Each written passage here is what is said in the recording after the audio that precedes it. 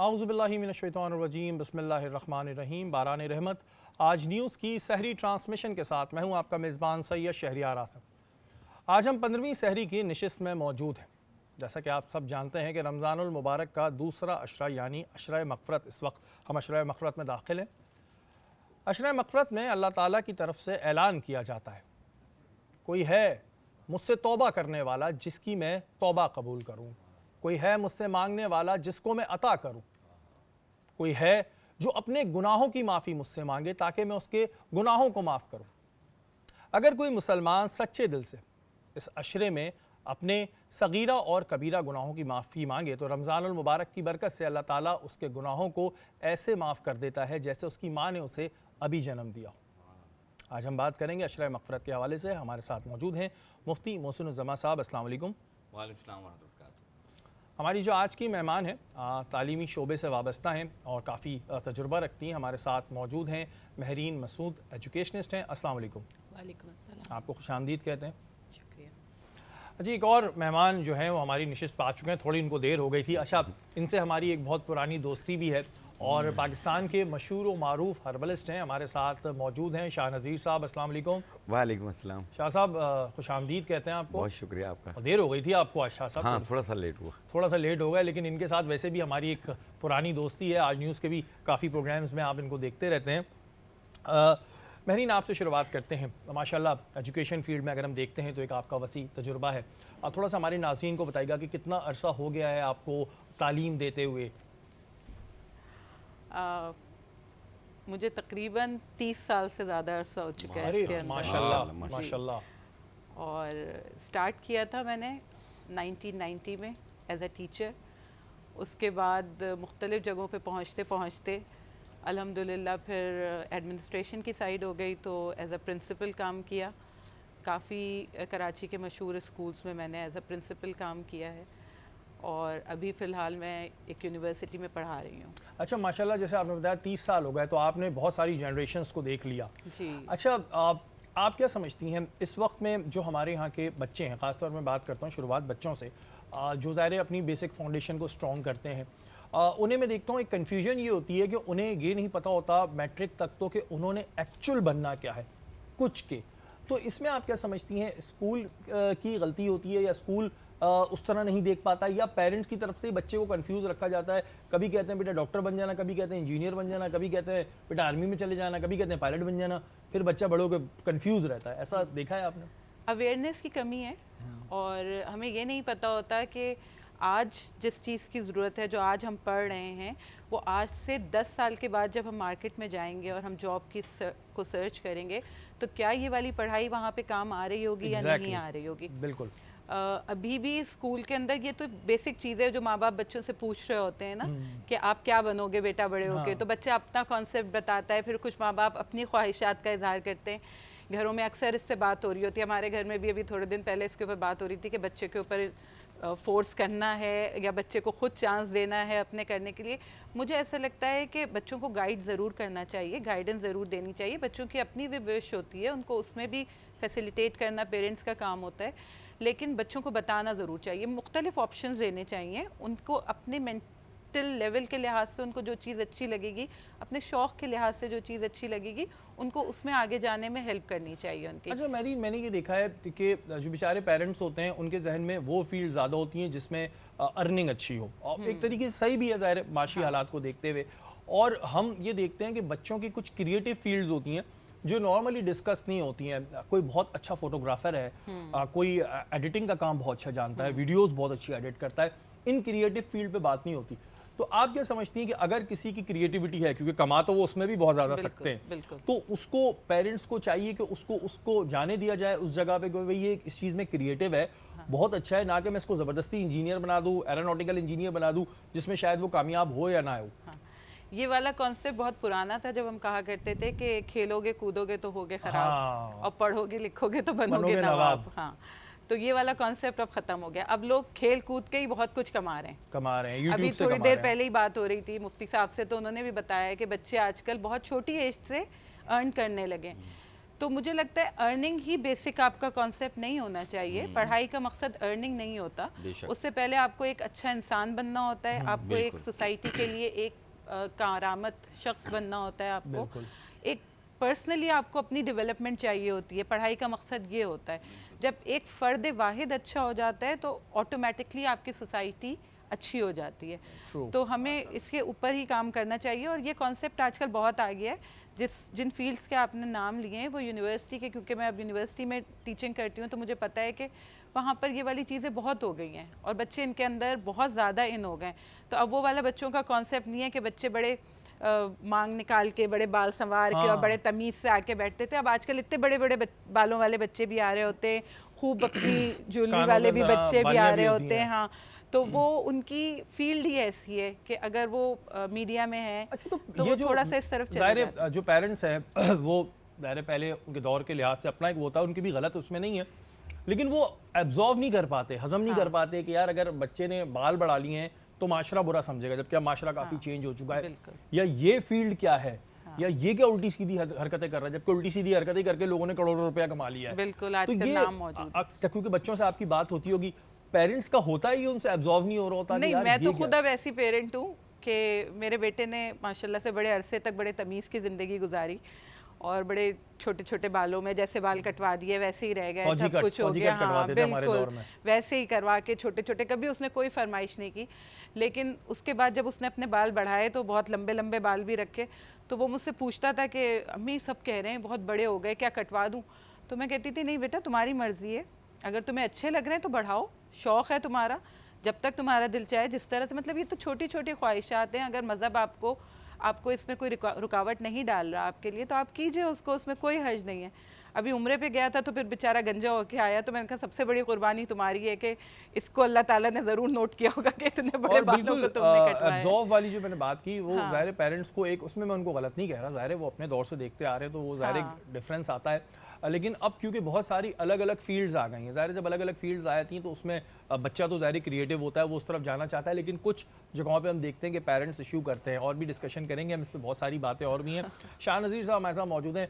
शाह साहब ये बताएं कि रमज़ानुल मुबारक में ख़ास तौर पर जो आपका डाइट रूटीन है वो बिल्कुल अब ऊपर नीचे हो जाता है, अगर कोई चाह रहा हो कि रमज़ान मुबारक में डाइट भी ले और फिट रहे, कोई मैदे का मसला ना हो, कोई जलन ना हो, कोई गैसेस का इशू ना हो, तो उसके लिए क्या करना चाहिए? बैलेंस डाइट बताएं और तरीक़ेकार। शरीफ इसमें यह है कि इस सीज़न में जैसे कि इफ्तार करते हैं, अब बाज़ लोग बहुत ज़्यादा स्पाइसी पकोड़ा, समोसा और चाट, चना चाट, फिर उसके बाद फ्रूट, फिर उसके बाद कुछ और भी। तो जो सबसे बेहतर तरीका ये है कि आप खजूर से रोज़ा खोला, आपने अरमान नहीं छोड़ना, हर चीज़ खाएं, थोड़ा सा पकोड़ा खा लिया, एक आध समोसा खा लिया, थोड़ा फ्रूट खा लिया, फिर नमाज़ पढ़ने चले गए, नमाज़ पढ़ के वापस आएँ, प्रॉपर रोटी सालन खाएं आप, ताकि आपको एक प्रॉपर प्रोटीन, आपकी डाइट आपकी पूरी हो सके। और रोज़ा खोलने के बाद हर आधे घंटे बाद, 1 घंटे बाद थोड़ा थोड़ा पानी पीना चाहिए, ताकि जो आपकी पानी की कमी हुई है वो पूरी हो जाए आपकी। एक ये होती है। दूसरा, बाज़ लोगों को तेज़ाबियत बहुत ज़्यादा होती है, गैसेस बहुत बनती हैं, पेट फारा करता है, मैदे में जलन रहती है, दर्द, मुंह का जायका कड़वा कड़वा महसूस होता है, तो उस सूरत में आपने लेना है सूखे लीमू ले लें आप, पंसारी से मिल जाते हैं। सूखे लीमू 50 ग्राम, सौंफ 50 ग्राम, पुदीना 50 ग्राम, अनारदाना 50 ग्राम, इनको मिलाकर बारीक पाउडर बना लें। खाना खाने के बाद 1 चाय वाली चम्मच पानी के साथ लें, 10 मिनट में आपको आराम आ जाएगा। हाँ, वाह भाई जैसे वाह। शाह साहब जो चीज़ें बताते हैं ना उस वजह से भी अच्छी होती हैं कि लोगों को अमूमन ये टेंशन होती है ना कि यार कोई ऐसी दवा ना खाएं जिसका साइड इफेक्ट हो जाए, तो ये चीज़ें बताते हैं वो नुकसानदेह नहीं होती हैं। और भी बहुत सारे सवाल आते हैं जो हमें शाह नज़ीर साहब से पूछने के, जब भी आते हैं ना तो जहन में बहुत सारे सवाल आने लगते हैं, अपने भी आने लगते हैं, यार ये भी पूछ लो, ये भी पूछ लो। इस वक्त हम मौजूद हैं मारवी के साथ। अस्सलाम वालेकुम। वालेकुम अस्सलाम। मारवी कैसी हैं आप? ठीक, बिल्कुल शहरी, आप सुनाएं कैसे हैं? मैं बिल्कुल ठीक हूँ, और आज कुर्ता भी बिल्कुल ठीक है, कोई मसला नहीं है। कल थोड़ा मुझे टाइट टाइट फील हो रहा था, लेकिन आज बिल्कुल ठीक है। क्या बना रही हैं आज आप, ये बताएं। आज मैं बना रही हूँ दाल चना। दाल चना, चने की दाल। चने की दाल, दाल चना। हाँ, अलग अलग घरों जी, में अलग अलग बिल्कुल। बातें होती हैं, तो आप किस तरह बनाती हैं और ये किस तरह इसमें अच्छी तैयार सबसे होती है? पहले तो डालडा कुकिंग ऑयल यूज़ करेंगे। हाँ, हाँ, जहाँ हाँ। मामता वहाँ डालडा। बिल्कुल। 80 साल से डालडा ने कभी भी अपनी क्वालिटी पर कॉम्प्रोमाइज़ नहीं किया, जायका और सेहत साथ साथ। बिल्कुल, जायका और सेहत साथ साथ। अच्छा, जो चने की दाल है ना, ये बहुत सारी चीज़ों के साथ बनती है। चने का दाल गोश्त भी बनता जी, है, बिल्कुल। इसमें लोग चिकन भी डालते हैं। आप मुझे बताएं कि अगर लड़के भी बनाना चाह रहे जी, हो बिल्कुल। ज़ाहिर है, तो इसका तरीक़ेकार क्या है, किस तरह बना सकते ये हो? तो सिंपल बनाइए, क्योंकि गोश्त चिकन खा खा के ये दालें भी बनाना बहुत ज़रूरी हैं, ताकि आपकी न्यूट्रिशियस डाइट हो और फुल बैलेंस डाइट हो, जिसमें दालें और सब्जियां भी हों। तो इसको तो मैंने बहुत सिंपल तरीके से बनाया है। इसमें दाल को अलग से बॉयल कर लिया था और प्याज, टमाटर, अदरक, लहसुन, लाल मिर्च और सारे मसाले डाल के दाल बॉयल डाल के इसको स्टीम पे हमने 15 to 20 मिनट छोड़ देना है, तो ये कुक हो जाएगी। अच्छा, ये मुझे बताएं कि ये जो मिर्चें और ये जो आपने चीज़ों के नाम बताए हैं कि इसमें ये और भी चीज़ें जो मसाला जात डालते हैं, इसकी क्वांटिटी किस तरह होती है? इसकी क्वांटिटी डिपेंड करती है कि अगर आप हाफ़ kg बना रहे हैं तो आप इसमें हाफ टेबल स्पून लेंगे। अगर आप 1 kg बना रहे हैं तो अब आप अपने अकॉर्डिंग जितना आप लेंगे उस हिसाब से आप इसको फ्लेवर देंगे। बिल्कुल जी, और ये अपने लिहाज से आपने फ्लेवर देना है, और मुर्ग के साथ भी बड़ा ज़बरदस्त बनता है, नहीं? बिल्कुल बिल्कुल, गोश्त के साथ, चिकन के साथ, जिसके साथ बनाएं। ये समझ लें दालों का आलू है। जैसे आलू हर सब्जी में मिक्स हो जाता है ना, इसी तरह ये दाल भी ऐसी दाल है जो हर चीज़ में मिक्स हो जाती है। बड़ी मज़े की ये बनाती हैं हमारी जो शेफ़ हैं। जैसे मैंने बताया था ना कि जब भी शाह साहब आते हैं ना, तो बहुत सारी सवालात जहन में आने लगते हैं कि भाई ये भी पूछ लो, ये भी पूछ लो। शाह साहब, अभी गर्मियाँ आ गई हैं। अब एक इशू ये आता है कि अक्सर लोग जो है एसी के सामने ही सोते हैं, ज़ाहिर है ऊपर ही लगा हुआ होता है, नाक बंद हो जाती है सोते हुए अक्सर, और बड़ा प्रॉब्लम होता है। तो इसमें क्या करना चाहिए? देखिए, इसमें ये नहीं कहिएगा एसी के सामने ना सो, बड़ी गर्मी होती है। ये साइनसाइटिस एलर्जी है।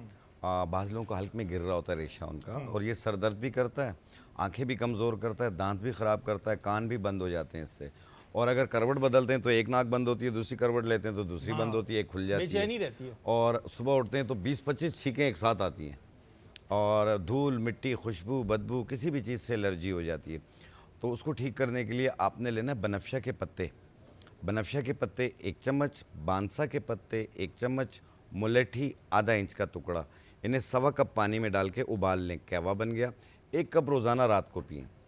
फ़ायदा आपको पहले दिन हो जाएगा, सुबह तक नाक खुल जाएगी, लेकिन ये कुछ दिन इसको कंटिन्यू कीजिएगा ताकि मुकम्मल ठीक हो जाए, तो फिर उसके बाद इसे आप बंद कर दीजिए। अच्छा शाह साहब, जो आप चीज़ें बताते हैं, ये बनफशा के पत्ते और मुलाठी, ये मिलते कहाँ हैं वैसे? सही ये ओरिजिनल? पंसारी की शॉप पे मिल जाते हैं। तो ओरिजिनल होते हाँ हैं? हाँ, ये महंगी चीज़ें नहीं है ये। नहीं, मतलब एक नंबर चीज़ होती है। हम हाँ, इसमें हाँ। भी तो कंफ्यूज रहते हैं ना कि आजकल तो ये भी सुना है प्लास्टिक के अंडे आ रहे हैं, तो बंदा बड़ा हाँ, ये कंफ्यूज भी रहता है सोचने कि वाली जो बात है। चीज़ें मिल रही हैं वो ओरिजिनल हैं कि जी नहीं? जी, बिल्कुल ओरिजिनल होती हैं ये, और ये 10-10 रुपए की इतनी मिल जाती हैं, तो इसका 2 नंबर क्या करेगा कोई बना के? ये भी तो चैनल इसलिए पॉइंट ये है। रियल होती है। बनफशा के पत्ते और बांसा के पत्ते हमारे एंटी एलर्जी होते हैं। अच्छा, बहुत से लोग कहते हैं जिनको साइनस हो, नाक की हड्डी ज़रा सी चौड़ी हो, ऑपरेशन करा लें, तो ऑपरेशन कराने से ये मर्ज खत्म हो जाता है? लेकिन या ये बाद वापस में- घुमा फैला के आया था, घूम ये फिर के? फिर दोबारा भी आ जाता है ये। और बाज़ लोग अक्सर बच्चे गिर जाते हैं, नाक पे चोट लगती है, उसकी वजह से नाक टेढ़ी हो जाती है। बाज़ लोगों को ये ख़ानदानी तौर पे भी होता है कि उनके नाक में पॉलिप बढ़ रहा होता है, यानी मस्सा बन रहा होता है, बाँस की हड्डी बढ़ रही होती है, तो उससे ये है कि फिर गले में रेशा गिरना शुरू होता है, और इसकी वजह से सुस्ती काहिली रहती है, कहीं जाने को दिल नहीं करता। हाँ, ज़ाहिर तो है, एक फिर ये बड़ा प्रॉब्लम भी पूरे रहती है, दिन- पूरा क्योंकि दिन ये खराब रहता है। हाँ, आपकी बॉडी को वीक करती है ये। तो अगर किसी को भी ऐसी प्रॉब्लम हो जिनकी नाक की हड्डी बढ़ गई हो, तो वो लेवेंडर फ्लावर ले ले, जिसको उसका उर्दू नाम किताब हिकमत में इस्तेखुद्दूस है। इसकी 1 चम्मच 1.25 कप पानी में डाल के उबाल लें और रात सोते वक्त पिएं। ये माइग्रेन पेन को भी ख़त्म करती है, और साथ में हड्डी जो आपकी टेढ़ी हो गई है ये उसको ख़त्म करने में मदद देती है। और इसे खोलने के लिए साइनस नोज़ल ड्रॉप्स के नाम से ड्रॉप मिलेगा, किसी भी अच्छी ब्रांड का ले लें। 2 कतरे सुबह, 2 कतरे शाम नाक में डालें। तो ये कितने टाइम पीरियड में वैसे? ये कम से कम 40 दिन यूज़ करना होगा। 40 डेज। 40 डेज़। लेवेंडर फ्लावर यानी इस्तेखुद्दूस का कहवा रोज़ाना रात को पिएं, और साइनस नोज़ल ड्रॉप रोज़ाना सुबह शाम डालें। तो आप 40 दिन इस्तेमाल कर लें, इंशाल्लाह बिल्कुल ये ठीक होगा। प्रॉब्लम खत्म हो जाएगी, और ये चीज़ें वो हैं जो नुकसान नहीं देती। कोई साइड इफेक्ट हाँ, नहीं कोई साइड इफेक्ट नहीं है, वरना लोग बड़ा कंफ्यूज रहते हैं, हमें इस चीज़ से एलर्जी, इस चीज़ से। लेकिन अगर आपके माइंड में ये चीज़ें रहेंगी तो फिर बड़ा प्रॉब्लम रहेगा कि कुछ होगा, होता कुछ नहीं है, हर्बल चीज़ें। तो इस वजह से शाह साहब बैठते हैं और हम पूछना शुरू कर देते हैं, और भी बहुत सारी चीज़ें पूछेंगे। मेरीन, बीच में ज़ाहिर कोविड आया था, तो हमने देखा था कि ऑनलाइन स्कूलिंग शुरू हो गई थी, ऑनलाइन एजुकेशन शुरू हो गई थी। आप क्या समझती हैं? अभी मगर स्कूलिंग की बात करते हैं, तो ये जो ऑनलाइन स्कूलिंग है ये ठीक है, चले उस वक्त तो एक प्रॉब्लम थी, बट ये कोई कामयाब फार्मूला है कि बच्चों को ऑनलाइन ही स्कूल भिजवा दो, वो नीचे जैसे भी बैठे हुए हैं, बस ऊपर से बैठे हुए हैं, वो क्या कर रहे हैं, अटेंशन है नहीं है? ये डिस्टेंट एजुकेशन का तस्वुर कोई अभी का नहीं है, पुराना है। हमारे यहाँ ये कोविड में ज़्यादा फ्लरिश हुआ था क्योंकि इसकी ज़रूरत थी उस वक्त। तो लेकिन देखें, स्कूल भेजने का मकसद जैसे मैंने कहा था, आपकी इंटरेक्शन होती है ना, डिसिप्लिन सबसे आपकी main चीज़ है। सोशल लाइफ जो है वो आपकी डेवलप हो रही होती है उसमें। तो इसलिए जाना तो स्कूल ज़रूरी है, लेकिन आजकल ये कॉन्सेप्ट बहुत ज़्यादा आ गए हैं। होम स्कूलिंग का कॉन्सेप्ट बहुत ज़्यादा आ गया है आपके पास। लोग आजकल बच्चों को घर में रख के पढ़ा रहे हैं और अच्छा, फिर इसकी उसके वजह बाद ये तो भेज नहीं है रहे कि हैं। स्कूलों की फीसें इतनी ज़्यादा हैं तो कहते हैं जी घर में ही पढ़ा लो, लेकिन स्कूल भेजने का जो सबसे अच्छी चीज़ होती है, एजुकेशन अपनी जगह सब है। मैं देखता हूँ बच्चे में डिसिप्लिन आता है। बिल्कुल। आपने सुबह उठना है, इतने बजे तैयार होना है, इतने बजे फिर लाइन में लग के क्लासरूम में जाना है, लाइन में लग के आना है, तो ये घर में तो नहीं हो सकता। हाँ देखें, डिसिप्लिन वाली लाइफ जो है वो तो इस पॉइंट ऑफ व्यू से अगर हम सोचें कि आपको हमारे एक उस्ताद मोहतरम है जो कहते हैं रोज़ाना असेंबली कराना भी कोई अच्छी बात नहीं है, कि आप बच्चों को रोज़ाना एक रोबोटिक लाइफ नहीं सिखा रहे हैं आप बच्चों को, आप उनके अंदर वैल्यूज़ इनकलकेट कर रहे हैं। लाइन में खड़े होने का मकसद ये नहीं है कि आपको लाइन में सीधा खड़ा होना आता हो। लाइन में खड़े होने का मकसद ये है कि हम दूसरे की टर्न की रिस्पेक्ट करना जानते हो। सबर, जी, एक्चुअल चीज़ है, सबर करना आना चाहिए। बिल्कुल। और वो बेमानी वाला जो तसव्वुर है हमारे यहाँ कि किसी की आंख छूके हम लाइन में आगे पहुँच जाएं, कोई बहाना करके आगे चले जाएं, इन सारी चीज़ों से आप थोड़ा सा बच सकते हैं इन चीज़ों से। तो आप वैसे कैसे स्कूल में देखती हैं जाके। होम स्कूलिंग को? सही है ये? होम स्कूलिंग भी एक अच्छा कॉन्सेप्ट है और बड़ा कामयाब भी है, लेकिन इसमें क्योंकि कैसे बच्चा ग्रो कैसे करेगा? देखें, पहली गोद जो है ना वो तो माँ की होती है, बिल्कुल, तालीम की दर्जा पहली तरबियत गोद के माँ लिए, होती है ना। बिल्कुल। तो अगर हम अपने फ़राइज़ को पीछे छोड़ के ये सारी जिम्मेदारी उस टीचर के ऊपर डालते हैं जिसके पास ऑलरेडी 30 बच्चे बैठे हुए होते हैं, तो ये इंसाफ नहीं है। हमारे पास जब पेरेंट्स आते हैं और हम जब इस चीज़ के ऊपर बात करते हैं तो बहुत कड़वी बात है, लेकिन बात यही होती है कि देखें, बच्चा तो आपका है ना, तो आपको उसके ऊपर तवज्जो देनी अच्छा, है। ये बात तो आपकी ठीक है कि ज़ाहिर है घर का माहौल भी बड़ी एक इम्पोर्टेंट बिल्कुल। रखता है, लेकिन अगर माँ ही बच्चे को पढ़ाएगी तो एक तो फ्रैंकनेस होती है माँ से, जाहिर है, और वहाँ सख्ती करो। माँ ऐसा तो नहीं करती कि पूरे दिन टीचर बनी रहे, पूरे दिन सख्ती करते रहे, तो टीचर का एक रोब होता तो है। टीचर सख्त कब होती है? आपसे किसने कहा टीचर सख्त हमारे होती है? हमारे दौर में अगर जाएं, आपका दौर कितना पुराना? मेरा तो अच्छा खासा पुराना दौर है भाई। हमारे दौर में तो टीचर की आंखों से डरते थे, हाँ। बल्कि हम जब शाम में भी क्रिकेट खेल रहे होते थे और अगर टीचर मोहल्ले में रहती होती थी, गुजर जाती थी, तो हम घर भाग जाते थे, नहीं, छुप नहीं, जाते आजकल थे। तो ऐसा बिल्कुल नहीं होता। आजकल बच्चों को बताना पड़ता है कि बेटा बराबर से टीचर गुजर रही हैं तो ज़रा सी जगह दे दीजिए ताकि हमें भी ज़्यादा की जगह मिल जाए। हाँ, नहीं, हमारे दौर में तो सख्ती थी भाई। हाँ, उस वक्त बच्चों के ऊपर ये वाली चीज़ तो सिखाया जाता था ना। देखें, उस वक्त पेरेंट्स ये नहीं कहते थे कि बेटा अगर टीचर ने तुम्हें इस तरह देखा है ना, ज़रा आके मुझे बता देना।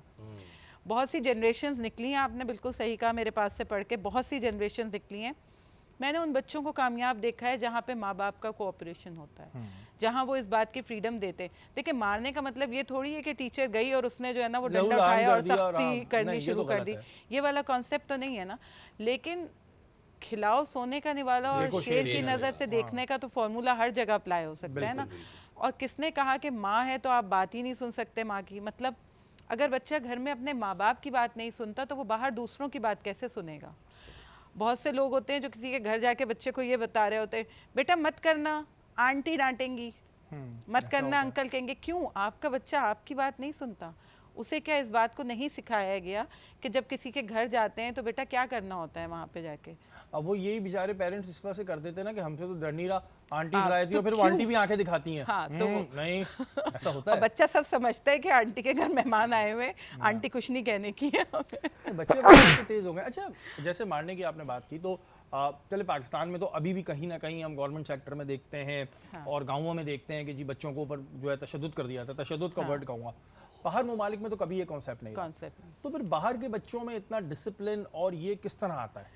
किसने कहा कि बहुत डिसिप्लिन है? और उनके अपने चैलेंजेस हैं। हमें डिसिप्लिन नजर आता है ना, मतलब एक लाइव डिसिप्लिन देखिए, है। वो अगर आप गोरे की values बात करें तो गोरा अपने टाइम का पक्का है। हमारे यहाँ टाइम देंगे एक घंटे में आ रहा हूँ, आएंगे 3 घंटे वो में। वैल्यूज हैं। हाँ, तो मैं ये कह रही हूँ, कैसे ये values वो कैसे लाएं? वैल्यूज आपको इनकलकेट करनी है, आपको खुद रोल मॉडल बनना है ना।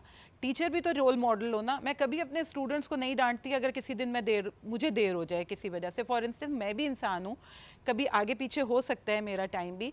अगर मुझे कभी ऐसा होता है तो मैं जाके सबसे पहले स्टूडेंट से एक्सक्यूज़ करती हूँ कि बेटा सॉरी, मुझे आज 2 मिनट 4 मिनट देर हो गई है।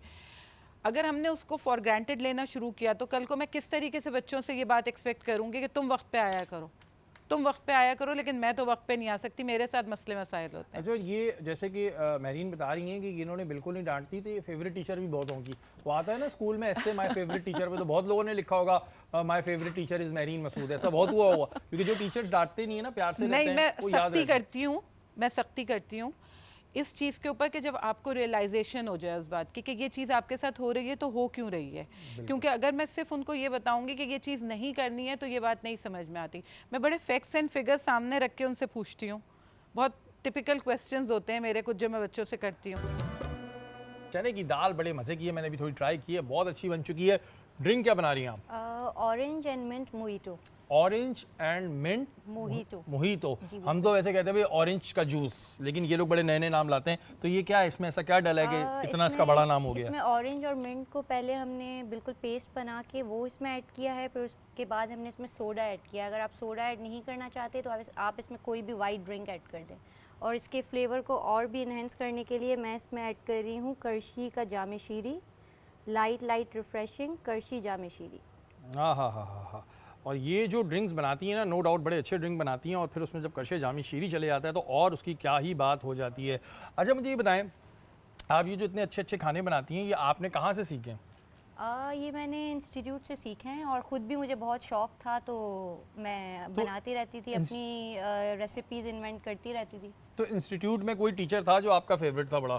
सर असद। सर असद थे, क्यों थे भाई वो, ये बताएं क्यों अच्छे थे वो? बस वो बहुत अच्छी तरह से पढ़ाते थे और स्ट्रिक्ट नहीं थे बिल्कुल तो भी। बाकी नहीं पढ़ाते थे अच्छी तरह? बाकी आगे चले जाते थे वो प्रेजेंट लगा नहीं, के? बाकी भी पढ़ाते थे, बट कोई फेवरेट होता है, आपने पूछा मैंने बता दिया, सर असद। और स्ट्रिक्ट नहीं थे? नहीं, सर बिल्कुल वैसे जो स्ट्रिक्ट टीचर होते हैं वो बच्चे ज़रा उनसे वो होते हैं? हाँ, मतलब आप इतना अच्छे माहौल में पढ़ नहीं पाते हैं। अगर स्ट्रिक्ट नहीं होंगे तो आप इजीली पढ़ लोगे। ईजिली पढ़ लेंगे जी। तभी जो सर असद है उन्होंने अच्छा अच्छा पढ़ाया और उन्होंने अच्छा अच्छा खाना भी इनको बनाना सिखा दिया। बात हो रही है अशरा मग़फ़रत के हवाले से, मुफ्ती मोहसिन साहब हमारे साथ मौजूद हैं। मोहसिन भाई, अशरा मग़फ़रत चल रहा है, अल्लाह ताला ऐलानात कर रहे हैं कि भाई कोई आए मुझसे मांग ले, तौबा की माफ़ी मांग ले, मैं नवाजने के लिए तैयार हूँ। वैसे तो पूरे साल नवाजता है, लेकिन ये ज़ाहिर ख़ास अशरा चल रहा है। किस तरह मुसलमान इस अशरे से फ़ायदा उठा सकते हैं? बहुत खूबसूरत बात। औज़ुबिल्लाहि मिनश्शैतानिर रजीम। बिस्मिल्लाहिर्रहमानिर्रहीम। क़ाल अल्लाहु तआला फ़िल क़ुरआनिल मजीद या अय्युहल्लज़ीना आमनु तूबू इलल्लाह तौबतन नसूहा आमनतु बिल्लाहि सल्लल्लाहु अलैहि वसल्लम। तमाम तारीफ़ें अल्लाह रब्बुल इज़्ज़त के लिए जो खालिक कायनात है।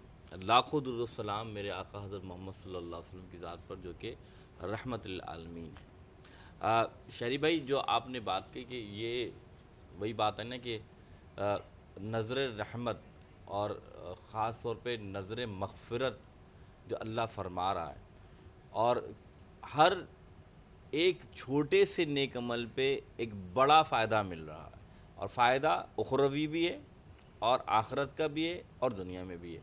अब इसकी मिसाल ऐसे हुज़ूर सल्लल्लाहु अलैहि वसल्लम ने फरमाया कि ये जो महीना है, जब रोज़ेदार रोज़ा खोलने बैठता है, एक तो आप दुआ करें, मैं दुआ करूँ, अलग बात है, लेकिन अल्लाह के फरमाते उस रोज़ेदार के रोज़ा रखने से पूरे दिन के बाद जब वो खोल रहा होता है, 70,000 फरिश्ते उसकी मग़फ़िरत की दुआ करते हैं। सुभान अल्लाह। और सिर्फ फरिश्ते दुआ नहीं करते।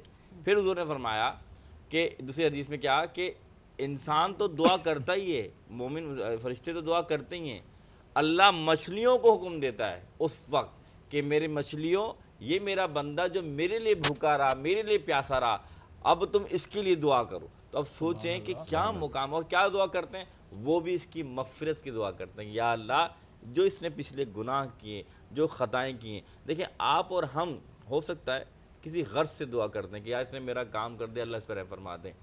जो बेज़ुबान मखलूक है वो आपके लिए क्यों दुआ कर रही है, आपको जानती भी और ना वो जानती है। तो हदीस में आता तो फरमाते हैं अल्लाह ताला मछलियाँ जो है, जो रब की प्यारी मखलूक हैं, वो बंदे की मग़फ़िरत दुआ कर रही है। अच्छा मोहसिन भाई, जैसे कि इस अशरे में आपने भी ये बात कही, हम भी ये बात कह रहे हैं कि सच्चे दिल से दुआ मांगो तो सारे गुनाह माफ़ हो जाते हैं। बिल्कुल ऐसा ही है, ऐसा ही है। मोहसिन भाई, लेकिन हम पिछली नशिस्तों में भी ये बात डिस्कस कर रहे आ रहे हैं कि ये गुनाह ऐसा है कि इस पर इतना अजाब मिलेगा, इस गुनाह की माफ़ी नहीं होगी।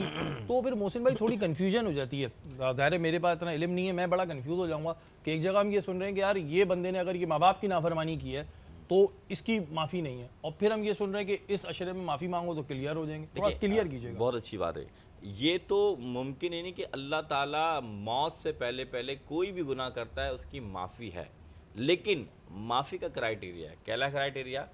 माँ, एक होता है हकूक़ुल इबाद और एक होता है हुकूक़ुल्लाह। आपने कहा माँ बाप की बात, तो माफ़ी उस वक्त तक नहीं है जब तक कि माँ बाप माफ़ ना कर दें। तो इस अशरे में जो हम माफ़ी मांग रहे हैं वो अल्लाह ताला हुकूक अल्लाह माफ़ कर रहा है या हुकूक इबाद भी माफ़ कर बहुत रहा है? अच्छी बात कही। देखें, पहले तो सबसे पहले अल्लाह ताला वो हकूक़ माफ़ कर रहा है जो उसके हकूक़ है। हुकूक अल्लाह। दूसरी बात, ये जो हुक्म जो है कि अल्लाह ताला की जो नाफरमान है, यानी कि माँ बाप के नाफरमान एक आदत, तो उनको ये गीबत करते हैं, झूठ हाँ जी भैया, बोलते हैं। तो ये उनको तौफीक बख्श रहा है। गीबत करना, झूठ बोलना, ये वो गुनाह है कि बंदा जब तौबा कर ले, यानी कि इस्तग़फ़ार कर ले, माफ़ी मांगे, अल्लाह माफ़ फरमा दे। सवाए चंद हुकूक के, जैसे पड़ोसियों के हुकूक हैं, वालदेन के हुकूक हैं, या किसी शख्स के आपके लेन देन के हुकूक हैं, तो उसके लिए यही हुक्म है कि भले रमज़ान हो, आपके लिए लाजिम है कि उस बंदे से जाके माफ़ी मांगेंगे, तब अल्लाह ताला माफ़ फरमाएगा। हाँ, ये मैंने इस वजह क्लियर कर दिया ना कि लोग बड़ा कंफ्यूज रहते हैं, मैं भी कंफ्यूज रहता हूँ कि भाई फिर ठीक है हमारे सारे गुनाह माफ़ हो जाएंगे, लेकिन अगर किसी इंसान के साथ आपका कोई लेन देन का मामला है, या नाफरमानी है या बदतमीजी है, उसके लिए आपको उसी से माफ़ी मांगनी है। रमज़ान मुबारक का महीना हो या उसके अलावा,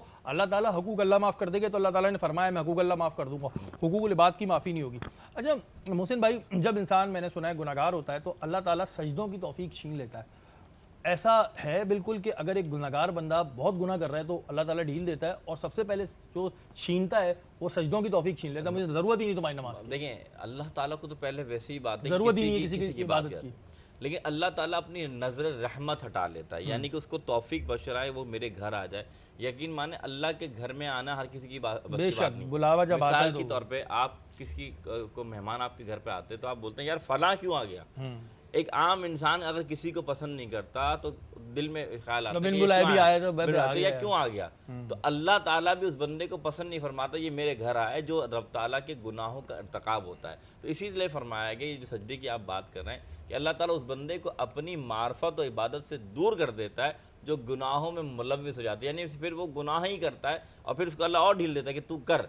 आखिरकार अगर वो तौबा कर ले तो अल्लाह माफ़ फरमा देता है। लेकिन आम तौर पर ऐसा शख्स जो है, मैं फिर आप बताऊँ, वो गुनाहों में मुलव्विस होकर दुनिया से चला जाता है। और ये फिर पता भी नहीं चलता ना कि देखें ज़िंदगी का तो किसी को किसी की नहीं पता। हम क्या कहते हैं कि जी एक एज में आके बहुत आनी नहीं, ऐसा नहीं। आजकल जवान लोगों का हम अचानक सुनते हैं कि इंतकाल हो गया, तो भाई अगर आप नमाज नहीं पढ़ रहे हैं या आप और चीज़ें आपसे नहीं हो रही हैं, बेसिकली आपको ये, आप ये कह रहे हैं यार मुझसे पढ़ा नहीं जा रहा, तो आपसे अल्लाह ही तौफीक ले रहा है। ये आपको एक अलार्म है कि अल्लाह ताला आपसे खुश नहीं है। आप इस खुशफहमी में ना आ रहे हैं कि यार अभी हिम्मत नहीं हो रही, कल पढ़ लेंगे, परसों पढ़ लेंगे, हो सकता है कल नसीब ही ना हो भाई, अगला मिनट नसीब ना हो। तो भाई थोड़ा सा इस बारे में सोचें कि अगर आप ये इस महीने में, इस अशरे में अल्लाह के करीब नहीं पहुंच पा रहे, तो ये आपके ऊपर एक बहुत बड़ी, जिसे कहते हैं ना, ये सज़ा है। तो इसमें कोशिश करें कि ज़्यादा से ज़्यादा आप इबादत भी करें और अल्लाह ताला हम सबको सजदों की तौफीक दे। आमीन सुम्मा आमीन। शाह साहब, एक बड़ा आजकल चीज़ चल रही है, एस्थेटिक के मामलात आ गए, लोग जाते हैं अपना फेयर कलर कराने के लिए, इंजेक्शन भी ले रहे हैं, कुछ हो जाते हैं कुछ नहीं होते। तो आप माशाल्लाह इतने चमकते रहते हैं, हर वक्त मैं देखता हूँ। शाह साहब क्या करें अपने स्किन को ग्लो करने के लिए, रंग गोरा करने के लिए? हम इंजेक्शन नहीं लगवाना चाह रहे हैं, हमें डर लग रहा है, तो क्या करें आप बताएं। देखिए काफ़ी लोगों की ये ख्वाहिश होती है कि उनका कलर, वैसे सांवला कलर तो बहुत ज़्यादा अच्छा होता है। हाँ, वीटिश कॉम्प्लेक्स। हाँ, बहुत ज़्यादा अच्छा होता है। रेस तो धूप में लेकिन लेटते हैं अपने आप को सांवला करने इंसान जो है वो किसी चीज़ में मुतमईन नहीं है। और जिन लोगों का भी कलर 2 टोन हो रहा हो, या गर्दन काली हो रही हो, या कलर उनका डिम हो गया हो, और कलर को फेयर करने के लिए मुख्तलिफ़ किस्म के इंजेक्शन इस्तेमाल करते हैं। एक हमारी एक जड़ी बूटी आती है गुले गुड़हल के नाम से। गुले गुड़हल, गुड़हल, जी हाँ, नाम बड़े गुले मुश्किल होते हैं, गुड़हल। गुड़े गुड़हल। जी हाँ, इसमें ग्लूकोथायन और विटामिन सी की मिकदार बहुत पाई जाती है। ठीक है। इसका एक फूल 1 गिलास पानी में रात को भिगो दें, रात भर पड़ा रहे, सुबह निहार पेट छान के पी लें। एक टाइम रोज़ाना पीना है, ये कम से कम 2 महीने तक पीना है। फ़ायदा आपको 10-15 दिन में वाज़े फ़र्क आ जाएगा। और लगाने के लिए आपने लेना है अनार के फूल, ये 20 ग्राम लेने, समंदरी झाग 20 ग्राम, सफ़ेदा काशगरी 20 ग्राम, मूंग की पीली वाली दाल 20 ग्राम, इनको मिलाकर बारीक पाउडर बना लें। फिर इतनी मिकदार जो बनी है आपके पास, उतनी मिकदार उपटन डाल लें, कोई भी अच्छा वाला डाल लें, मिक्स करके रख लें। फिर जितना लगाना हो उतना अरके गुलाब में या दूध में या दही में, जो भी चीज़ अवेलेबल हो उसमें इसका पेस्ट बनाएं, जितना लगा सकते हैं। पूरे चेहरे पे, गर्दन पे, हाथ पाँव पे, पूरी बॉडी पे भी लगा सकते हैं। 15-20 मिनट लगा रहने दें, फिर पानी का स्प्रे करें और हल्के हाथ से रब करें।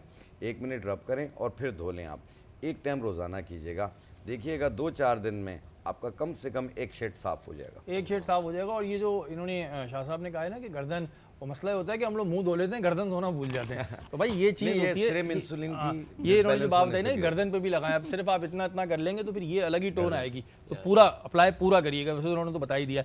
अच्छा शाह साहब, जैसे हिकमत की हमें अगर हम इस्लामी हिस्ट्री में जाते हैं या अगर पुराने वक्तों में जाते हैं, तो हमें कोई ना कोई तारीख मिलती है, कोई ना कोई चीज़ मिलती है। हर्बल की कोई ऐसी है? बहुत सारी तारीख हैं।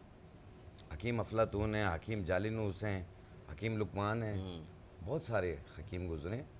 और दूसरा इसमें तिब्बे नबवी है, बिल्कुल। आप उसमें भी देखें बहुत सारी हर्ब्स के नाम हैं, काफ़ी जड़ी बूटियों का जिक्र है उसमें, तो इस्तेमाल करते हैं लोग, अल्लाह शिफा देते हैं उन्हें।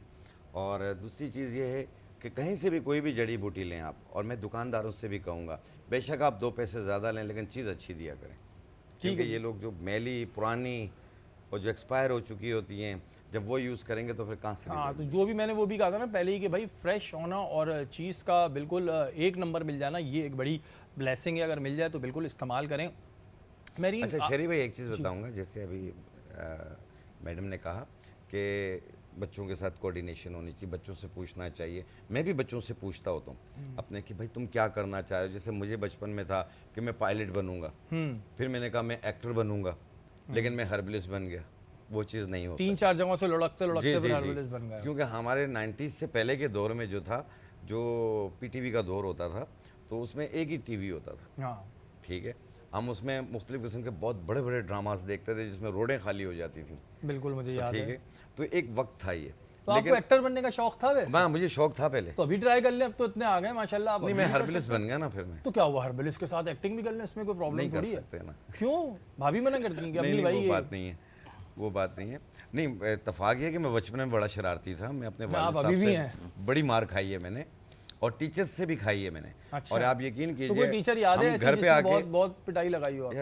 बहुत सारे टीचर थे। मैथ का टीचर था, वो तो बहुत पिटाई लगाता था, और कभी कभी स्टिक नहीं होती थी, कहते थे जाओ किसी दरख्त से तोड़ के लो। अच्छा, खुद ही जाएं, खुद ही सेल्फ हाँ सर्विस हम भी खुद है? ले आके देते थे, ये लो भाई हमें मारो। हाँ, सेल्फ तो सर्विस। हाँ हम घर पे जाके नहीं बोल सकते थे कि तो हमें और टीचर पिटते ने थे? मारा, क्योंकि हमारे वालिदैन ने फ्री हैंड दिया हुआ था, और जितना पिटते थे हम उतने ढीठ होते थे।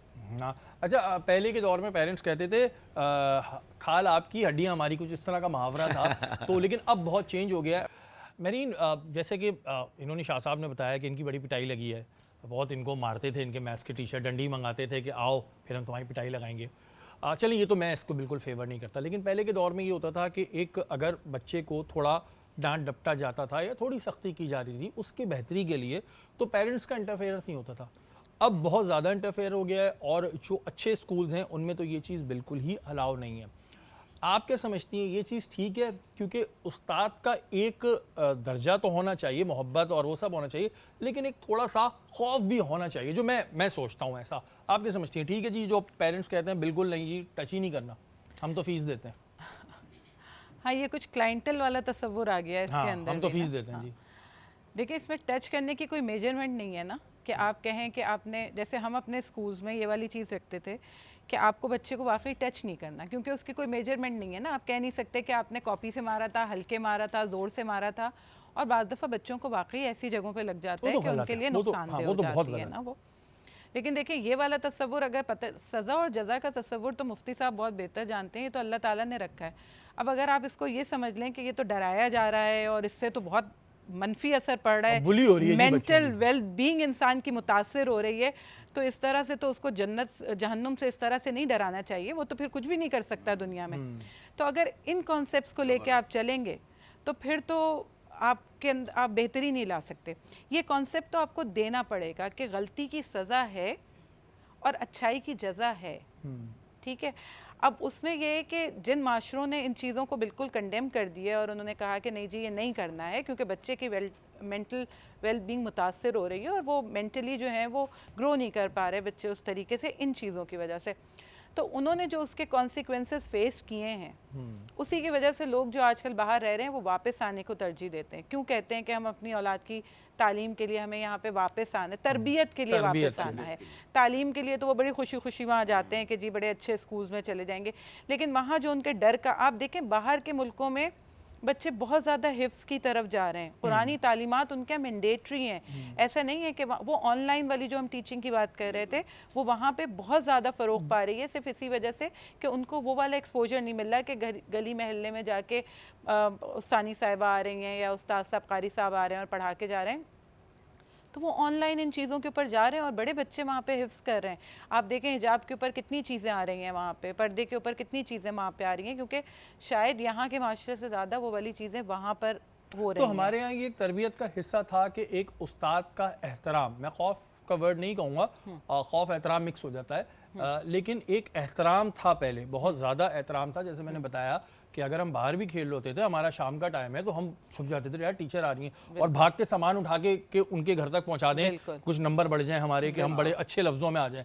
अब ये नहीं है, तो ये तो फिर एक तरीके से नेगेटिव वो नेगेटिव बिल्कुल उसका नेगेटिव और आप यकीन करें बच्चे बराबर से आपके गुजरते हैं, दे डोंट माइंड के हम अगर ये वाले माहौल की बात करते हैं ना कि हम बड़े बिल्कुल ऐसे ही हम इस वाले माहौल की बात करते हैं कि नहीं जी बच्चे डरे नहीं और टीचर गुजर, तो उसमें डिफरेंस का पता नहीं चल रहा। बच्चा जो कर रहा होता है वो वही कर रहा होता है, दे डोंट माइंड के टीचर आपके बराबर से गुजर रही हैं। बट लिटरली आप यकीन करें अगर उनको टीचर को जगह देने का तो कोई तसव्वुर ही नहीं है।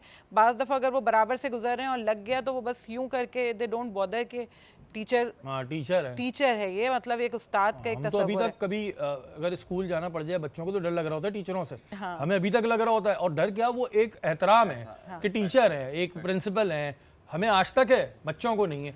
अच्छा एक चीज है अगर आपने फैमिली के अंदर उनके अंदर ये इनकलकेट किया है ऑल ओवर बात नहीं कर रहा, ऑल ओवर बात नहीं कर रहा कि हमारे यहाँ कुछ ये चीज पेरेंट्स की जानिब से होती है जो मैंने भी देखा, जो मुझे बुरी लगती है कि यार हम पैसे दे रहे हैं, ठीक है आप पैसे दे रहे हैं, इट्स फेयर इनफ, वो आप एजुकेशन पे बात करेंगे, उसको भाई एजुकेशन सही नहीं मिल रही। लेकिन जिस बच्चे ने घर में ये वाले जुमले सुने हुए हैं ना कि क्या कहा उन्होंने तुम्हें, और क्या फीस आ जाती है, हर वक्त लेने के लिए आ जाते हैं, फीस लेने के लिए आ जाते हैं, और है ना ये काम तो कराया नहीं, ये देखो ये गलती करके भेजी है, आता वाता कुछ नहीं है ना, तो बच्चे के जहन में वो चीज़ें डेवलप होती चली जाती हैं, वो उसके ऊपर एक चीज़ के ऊपर दूसरी चीज़ बिल्ड करता चला जाता है कि टीचर को कुछ नहीं आता, टीचर ये गलती करती है, टीचर तो फीस लेती है तो वो हमारे नौकर हैं, मतलब हमारे उस पर चलना चाहिए। ये चीज़ें जब आपने खुद बच्चे के अंदर डाल दी तो फिर आप किसे मूरद इल्ज़ाम ठहरा रहे हैं। अच्छा अब हम ये देखते हैं कि एजुकेशन जो सेक्टर है उसमें कुछ जगहों पे फ़ीस बहुत ज़्यादा है और कुछ जगहों पे तो कुछ एक्स्ट्रा ही ज़्यादा है, तो क्या अब उस लिहाज से तालीम मिल रही है? जैसे अभी हम तो तरबियत के फुकदान पे रो रहे हैं कि उस तरह की तरबियत नहीं हो पा रही जिसमें पेरेंट्स का भी कसूर है, लेकिन ये जो तालीमी अखराजात इतने बढ़ गए हैं, इससे आप समझती हैं कि जब हमने सारी चीज़ें बिल्कुल हमने जब सारी चीज़ें स्कूल के ऊपर डाल दी हैं, खिलाना भी उन्होंने ही सिखाना है, बैठना भी उन्होंने ही सिखाना है, लैंग्वेज आपको सिखानी है तो वो भी उन्होंने ही सिखानी है, तो ये तो कमर्शलाइज्ड है। They will charge you for each and everything which they are going to do for your child. नहीं देखिए, अगर वो इतने पैसे भी ले रहे हैं तो बहुत से ऐसे स्कूल हैं, मैं नाम नहीं लेना चाहता, कि उनकी फ़ीस बहुत ज़्यादा है, बट एजुकेशन का क्राइटेरिया कोई ऐसा खास नहीं है, बस ठीक है जी एक कहीं से फ्रेंचाइज ले ली और एज अ बिजनेस इसको खोल दिया, एज अ बिजनेस इसमें कोई बुराई नहीं है, ज़ाहिर है हर किसी का ब्रेड एंड बटर है, बट जिन सर्विसेज के आप पैसे ले रहे हैं वो सर्व तो करें। लेकिन लोग आजकल बहुत ज़्यादा अवेयरनेस आ गई है लोगों में सॉरी, तो उनको पता है अगर ऐसा कुछ कर रहे होते हैं ना जो पैसे लेके भी आपको वो चीज़ क्वालिटी प्रोवाइड नहीं कर रहे, लोग हट जाते हैं वहाँ से। आपके पास बड़े ऑप्शंस हैं, आप हर गली में देखिए, एक गली में 4 स्कूल वाले बैठे हुए हैं। अच्छा अब इसी पे मैं आता हूँ, ये जो जगह जगह भी स्कूल खुल गए हैं, मुझे कुछ नहीं पता, मेरा कोई एजुकेशन बैकग्राउंड नहीं है, मेरे पास पैसा है, मैंने इन्वेस्ट करना है, मैंने एक स्कूल लिया घर के अंदर, उसमें टीचर्स नहीं, वो भी जिन बेचारियों ने भी इंटर पास किया है और उनकी 6-6 महीने बाद शादी है, तो आ जाए जी टाइम पास में जॉब कर लें और हम बच्चों को पढ़ाने बैठ गए, तो उससे तो बच्चों का मुस्तकबिल तबाह हो रहा है, क्योंकि वो टीचर भी उसको सीरियस नहीं ले रही, उसको भी ये 6-7 महीने बाद तो मेरी शादी होनी है, मैंने इसमें क्या करियर बनाना है, तो ये भी गलत है। जब आप उन मुल्कों की बात करते हैं ना जिन मुल्कों में उस्ताद का रुतबा जो है वो बहुत ऊपर होता है, जहाँ पर उनको वो वाली फैसिलिटीज़ दी जा रही होती हैं जो वहाँ के बड़े बड़े एलीट क्लास को मिल रही होती है, वो क्यों होता है? वहाँ चेक एंड बैलेंस बहुत है। उस रुतबे तक पहुँचने के लिए, उस जगह तक पहुँचने के लिए आपको बहुत से मदारिज तय करने पड़ते हैं, आप उनको तय करके वहाँ पहुँचते हैं और लोग इस बात को बहुत अच्छे से जानते हैं कि यहाँ तक ये ऐसे ही नहीं पहुँचा है मेरा उस्ताद, बहुत सारी मंजिलें तय करके उसको ये वाली जगह मिली है। हमारे ऐसे कितने लोग हैं जो यहाँ से बाहर जाते हैं, किसी भी फील्ड के हों, I am not basically talking and specifically talking about this profession, जो यहाँ से जाते हैं उनको चाहे डॉक्टर चला जाए, चाहे इंजीनियर चला जाए, चाहे टीचर चला जाए, उन्हें उनके क्राइटेरिया को मीट करना पड़ता है, तब कहीं जाके वो उसको वो वाली चीज़ देते हैं। अच्छा हमारे यहाँ तो ये प्रॉब्लम है कि ये सवाल मैंने पहले भी किसी से किया था, कि टीचर सिलेक्शन का कोई क्राइटेरिया नहीं है, जबकि एक बड़ा रिस्पेक्टेड प्रोफेशन है ये, और बहुत ज़्यादा ये कहते हैं ना मेहनत मांगता है ये प्रोफेशन। ये नहीं है कि जी बस मेरी अभी शादी नहीं हो रही तो अभी शादी में टाइम है तो टाइम पास। मैंने बहुत से लोगों से सुना है जो यंग लड़के लड़कियां हैं कि हम टाइम पास के लिए एजुकेशन दे रहे हैं, तो वो एक बहुत नामुनासिब वर्ड है कि टाइम पास के लिए किसी के बच्चे का करियर ख़राब ना करें। अच्छा, ओ लेवल्स ए लेवल्स का बड़ा रुझान आ गया, आप क्या समझती हैं क्या जिन बच्चों को बाहर जाना है वही ओ लेवल्स ए लेवल्स करें? क्योंकि कई दफ़ा ऐसा होता है कि फिर बच्चा जो है यहीं की यूनिवर्सिटी में एडमिशन लेता है और फिर उसको यहाँ के बोर्ड के लिहाज से मैच करना पड़ता है। तो ओ लेवल्स और ए लेवल्स का रुझान उन्हीं बच्चों के लिए सही है जिन्होंने बाहर जाना है? नहीं, देखिए उनका जो इसके अलावा भी आजकल बहुत से सिस्टम्स आ गए, बहुत से नए सिस्टम्स आ गए इन ओ और ए लेवल्स के अलावा भी। उसके अंदर पढ़ाई का जो तरीक़ेकार है ना वो बहुत डिफरेंट है। अगर आप हमारे मैट्रिक बोर्ड की बात करते हैं जहाँ से शायद आपने और मैंने तो पढ़ा है बेसिकली, तो वो तो रोट लर्निंग के ऊपर बेस करता था ना, और उसमें तो जो जितना अच्छा रट्टा लगा लेता है, हम भी बहुत से बच्चों को देख के हैरान रह जाते थे कि इसका ए ग्रेड आया है, तो हम सोचते थे कि पता नहीं हमारे पढ़ाने में हमारे समझने में कोई गलती थी, ये बच्चा तो बड़ा अच्छा था। दरअसल उसकी मेमोरी बहुत अच्छी थी और उसकी लक भी बहुत अच्छी थी, और कभी कभी सेंटर भी बहुत अच्छा सेंटर लक सेंटर भी टीचर अच्छा था ना, लक पूरा के हिसाब में वो छाप दिया। सारी चीज़ें उसकी अच्छी लग गई, तो उसके ग्रेड्स अच्छे आ गए। तो यही बात है कि देखिए सिर्फ ग्रेड अच्छे आने से आप किसी चीज़ का हासिल नहीं कर सकते, कोई जगह नहीं हासिल कर सकते। हम जब किसी को अपॉइंट कर रहे होते हैं तो हम उसका ग्रेड देख के नहीं रखते, हम उसका इंटरव्यू भी कर रहे होते हैं ना, हम उसको फिर उसमें डाल के भी देखते हैं उस काम के अंदर, and then we give the like proper place to that person. तो ये सारी चीज़ें देखने के लिए आपकी कोई एक चीज़ काम नहीं करती। हाँ, ओ और ए लेवल्स के अंदर आपकी स्किल्स पे काम किया जाता है, और वहाँ चीटिंग तो नहीं वो होती। बच्चे बेहतर होता है। और वहाँ चीटिंग नहीं होती। हमारे यहाँ तो भाई ये होता था, जैसे कि मैरीन ने कहा कि ये चीज़ें होती हैं, लक चल गई। रट्टाफिकेशन के बारे में कहते थे, रट्टाफिकेशन इज़ द बेस्ट क्वालिफिकेशन। ये जो बैक बेंचर्स होते थे ये उनका वर्ड होता था, तो वो हो जाता था। और फिर 9th-10th में हमारे यहाँ क्या चीटिंग का आलम होता है वो हम अपने प्रोग्राम्स में दिखा चुके हैं कि जी पूरी कॉपियाँ रख के लिख रहे होते हैं, सर सामने खड़े होते हैं। तो ओ लेवल्स ए लेवल्स में ये नहीं होता कि चीटिंग हो जाए। अच्छा शाह साहब, यहाँ पे बात हो रही है दिमाग की मजबूती के हवाले से कि भाई हाफजा जिसे हम कहते हैं, तो हाफजा तेज़ करने के लिए कोई चीज़ है, भूल जाते हैं ना, बातें भूल जाते हैं, बच्चों के पेपर्स आ रहे होते हैं वो भूल जाते हैं क्या याद कर आए थे। तो हाफजे के लिए कोई ऐसी चीज़ जो बच्चे भी इस्तेमाल कर सकते हैं? देखिए, एक होती है शॉर्ट मेमोरी, अभी बात करते करते भूल जाते हैं कि यार मैं क्या कह रहा था। हाँ, ये तो हो रहा है। और मेरे एक साथ। होती है कि पिछली चीज़ें भी भूल गए, अभी कुछ पढ़ रहे थे वो भूल गए, और हाफजा कमज़ोर है, पढ़ने में भी कमज़ोरी फील हो रही है। तो उसके लिए सबसे बेहतरीन होता है मगज़ अखरोट। मगज़ अखरोट? मगज़ अखरोट, मगज़ अखरोट आप 100 ग्राम ले लें और 100 ग्राम मगज़ बिनोला ले लें। मगज़ बिनोला? मगज़ बिनोला, ये बिनोला जो है कपास के बीजों को कहा जाता है। ओके। इनको मिक्स करके बारीक पाउडर बना लें, 1 चाय वाली चम्मच एक टाइम रोज़ाना 1 गिलास दूध में मिला के पिएँ, और कुछ दिन पी के देखें, मेमोरी इतनी अच्छी हो जाएगी, और दूसरा दिमाग पे जो वसवसे आते हैं ये वो भी ख़त्म कर देगी। अच्छा, ये वसवसों का ये क्या वैसे बड़ा चलने लगा है ये कि नेगेटिव थॉट्स बहुत आने लगे हैं। नेगेटिव थॉट्स, और ये सिर्फ हमें ही नहीं, बच्चों को भी होता है, और बहुत से लोगों का ही होता है कि वो सो रहे होते हैं लेकिन दिमाग नहीं सो रहा होता, कुछ ना कुछ दिमाग में Anxiety feel कर चल रहे रहा होते होता है। तो इसके ये क्या, ये वैसे नफ्सियाती इश्यूज हैं? ये नफ्सियाती इश्यूज़ होते हैं। और एक होते हैं डरावने ख्वाब आना, हाँ, वो उनको आते हैं जिन लोगों को मैदे की प्रॉब्लम होगी, गैसेस बहुत बन रही होंगी। हाय उनको अब समझ आया हमारे साथ ये मसले क्यों होता है। हम समझ रहे हैं हमारा एंटीना वही ख्वाब पकड़ रहा है जो ड्रामना चैनल लगा हुआ है, ये रीज़न है। ये रीज़न होता है जिन तो लोगों का। ये आप साइंस नोट कैसे मिल कीजिएगा। रही है कि मैदे के दर्द से ड्रामने ख्वाब का बिल्कुल साइंस ड्रामने- कैसे मिल रही है? देखिए, साइंस इसलिए मिल रही है कि आप बाज़ औक़ात लोग तो हवा में उड़ रहे होते हैं, ऐसा भी होता है, लेकिन उनका दिमाग इस कदर चलने लग जाता है कि उनको एक बहुत डरावना ख्वाब आता है कि फलां जगह पे कोई हादसा हो रहा है, और या उसका कोई फलां कॉन्सेप्ट भी नहीं होता जिन भूतों ख्वाब से का। फाइटिंग हो हाँ, रही है, बिल्कुल। ये सारी चीज़ें आ रही होती हैं उनको। ये मैदे तो के ये दर्द से मैदे होता की है? वजह से होता है, पेट का फारा, गैसेस का ज़्यादा बनना। जिनको भी ये प्रॉब्लम होगी उनको नेगेटिव ख्वाब आएंगे, डरावने ख्वाब आएंगे। अरे भाई, अब मैदे सही करो अपने, क्या क्या हम सही करें, मैदों में मसले हो सबके हैं यहाँ पर। आजकल कितनी मिलावट वाली चीज़ें खा के मैदे ख़राब हैं। अच्छा, जो आपने मगज़ अखरोट बताया, ये बच्चे भी इस्तेमाल कर ये सकते हैं? बच्चे और बड़े दोनों इस्तेमाल कर सकते हैं, ये तो फ्रूट है। दिन में ग़िज़ा एक है। दफ़ा? दिन में एक बार। दिन में एक दफ़ा जी इस्तेमाल करें, और मैदे को अपने बिल्कुल सही कर ले। क्योंकि ड्रामने ख्वाब हम ये परेशान रहते थे कि हमारा ही वो क्यों पकड़ रहा है, ऐसा चैनल के सारे ड्रामने ख्वाब हमें आ रहे हैं, मैदे के दर्द से ही होता है। तो ड्रामने ख्वाब आ रहे होते हैं और उसका कोई कॉन्सेप्ट भी नहीं होता, यहाँ से उठे वहाँ, वहाँ से उठे यहाँ। सहरी का दस्तरखान इस वक्त यहाँ पर लगा हुआ है, और मारवी ने जो दाल बनाई थी ना चने की, उफ, क्लास की दाल बनाई थी, नो डाउट। वह तो थोड़ा आजकल डाइट भी देख के चल रहा हूँ, वरना दिल चाहता बाहर से पराठे मंगाओ। पराठे के साथ जो खाने का मज़ा आता है ना, मत पूछें आप। अच्छा, अभी मेहमानों से तो हम पूछेंगे कि उन्हें जो मारवी ने खाना बनाया वो कैसा लगा, लेकिन इस वक्त आप देख रहे हैं एक बड़ा प्यारा सा बच्चा यहाँ पर मौजूद है, इनसे हम बात करते हैं। मारवी, आप इनसे बात की शुरुआत करें। आपका नाम? रेयान। कौन सी क्लास में आप? 3 ओके, आपका फेवरेट सब्जेक्ट? इंग्लिश। सही। इंग्लिश। अच्छा रेहान, मुझे एक बात बताओ। रेहान नाम है इनका, रेहान आप मुझे एक बात बताएं कि आपने क्या सोचा हुआ है कि मैं बड़े होके ये बनूंगा, क्या सोचा हुआ है? आर्मी। आर्मी में जाएंगे आप? तो क्या आर्मी में क्या अच्छा लगता है? आप जाके फिर जो मुल्क के दुश्मन है उनसे लड़ेंगे आप? पायलट। अच्छा, फिर पायलट भी बनेंगे? आर्मी में जाएंगे पायलट भी बनेंगे। अच्छा, बच्चों का होता ही है, चेंज होते रहते हैं ना प्रोफेशन।